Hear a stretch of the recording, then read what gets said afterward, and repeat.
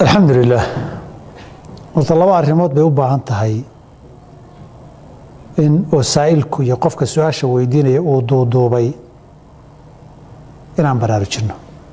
marka koobaad way dhici kartaa qofkii soo habeenkii soo jeedin inay salaadu caadi u noqoto inay ka tagto xilliga nabiga calayhi salaatu wasalaam baa gabadh ninkeedii soo dacweysay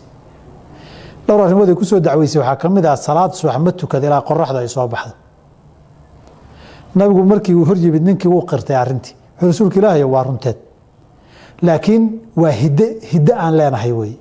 reer hebel saan u nahayba haddaan habeen seexanno ilaa qorraxdu jirka yaga kululaysa hurdo kama kacno maba toosi karna buuri waxaa keligay maahee aabbahay iyo awowgay iyo walaalahay waxoo dhan baaba reerka dhan baaba cudurkaa qabo yidhi ilaa qorraxdu kululaysa ma toosaan nabigu wuxuu yidhi markaa soo toosa tuka marka waa wax ka awood badan isaga qofka marka haddii wax saasoo kale aad tahay man naama can isalaati aw nasiyahaa falyusaliha idaa dakaraha way markuu soo toosunbuu tukan tan qaaba sababta uu sheegay laakiin saa'ilku oo ah habeenkiiba waqti dambe seexdaa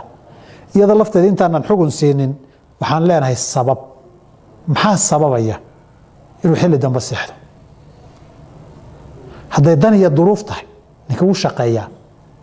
shaqadiisa habeenkii ah qaybta habeenkii hore ku waardiye ku jira qaybta hore habeenkii ah ama ilaa saqdaxa laga gaaruu shaqeeyaa